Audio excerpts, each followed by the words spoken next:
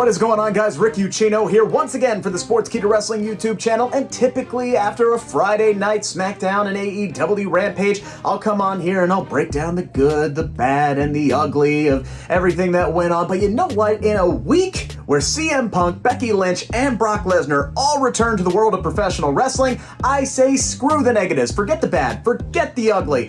I'm going to focus on the good, and in particular, I really want to focus on some positive developments we saw Friday night in the SmackDown Women's Division, because heading into SummerSlam, it was all about Bianca, it was all about Sasha Banks, and when Sasha Banks couldn't compete, the only and best option was to pull in a woman that we had not seen in 16 months. And granted, it is spectacular to see Becky Lynch back. Obviously, for fans everywhere like myself. I mean, look, seriously, I got all the merch and the merchandise in the world up here for the man. Sorry to, sorry, yep, okay, we're set now. Sorry to take you all over the place, but obviously I am a big Becky Lynch homer. I was there in Las Vegas when she made her return. I was losing my mind, just as everybody else inside Allegiant Stadium was. It was literally shaking when the man came back around and then very, very quickly dispatched of Bianca Belair to capture the SmackDown Women's Championship. So it was very, very curious when reports came out this week that Becky was going to be a heel moving forward. Apparently her decision to become a heel moving forward. The best development, though, to come out of Friday Night SmackDown this week, we didn't get full-fledged Becky, full-fledged heel Becky. We didn't get that this week. This is going to be a slow burn, and that is the right call. You want to know why? Because people like myself, the homers out there, we are ecstatic that she's back. We want to cheer her. We've been chanting for her for months now in dire anticipation of her coming back. We wanted it. We want to celebrate her being back. We want to celebrate her being a champion again. So you got to give time for that to subside. Let the fans be happy that she's back. Let her soak in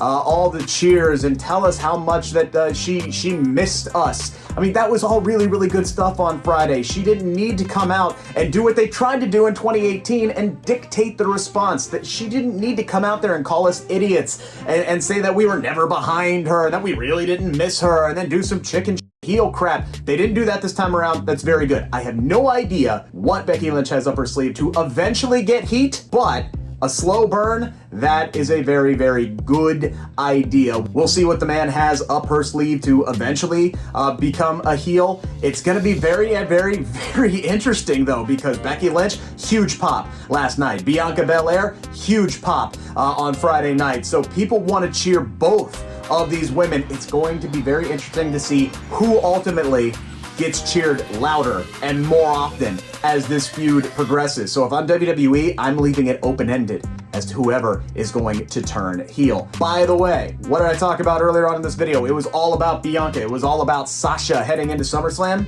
Not anymore. We got Becky Lynch in the fold. And also last night, we had a returning Liv Morgan who was getting massive pops heading into Money in the Bank and then disappeared. For weeks, disappeared. She shows up last night, starts dropping truth bombs, saying that Carmella and Zelina Vega have been losing for weeks, so they don't deserve to be in the title picture, which isn't completely accurate. So all of this ends up in a fatal four-way, and while Liv Morgan did not win that, she got a great response. She got a great showing in that match against Bianca Belair. She is a star in the making, and it is about time that WWE realizes that. So hopefully they are ready. They have a plan in place for Liv Morgan moving forward. Another person who returned on Friday night that it appears they finally have a plan in place for is Naomi. Naomi shows up saying, hey, I'm here. I'm the newest member of Friday Night SmackDown. Sonya Deville, what you got for me? And then Sonya's all like, didn't even know you were coming. Didn't know you were going to be here. Don't really care. Come back next week, maybe I'll have something for you. If that's not WWE listening to the internet, believe me, they listen, folks. They know that we think that they hate Naomi. And they turn that into a storyline, and it is going to be really good. And I'm not the only one who's made this connection. I'm not the only one that's hoping this.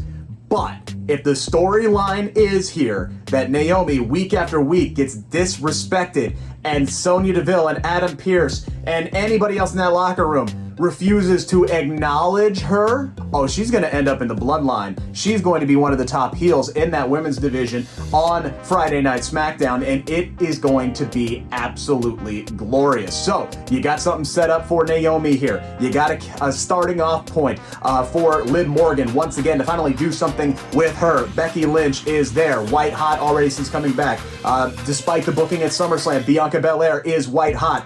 Sasha Banks is going to show back up at some point because she still stakes a claim for having a shot at that SmackDown Women's Championship. Bayley, hopefully she's back sooner rather than later. And then you still have people like Tegan Nox and Shotzi Blackheart and Toni Storm and Mia Yim who are on this roster.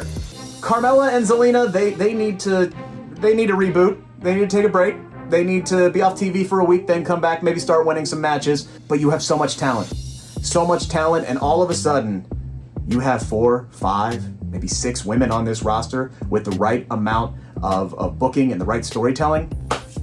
Guys, this women's division is about to take off. I don't expect all of them to be there in the next month when the draft rolls around, but SmackDown has a very, very good thing working for it right now, and I hope they utilize it. I have a lot of high expectations now for this women's division, now that the man is back, and now that you have other people who are starting to emerge in this women's division. I have high hopes. It's going to be fun to watch. That's our video this time around. Make sure to give us the old thumbs up there. Make sure to subscribe to the Sportskeeda Wrestling YouTube channel for more content like this, plus exclusive interviews and so much more.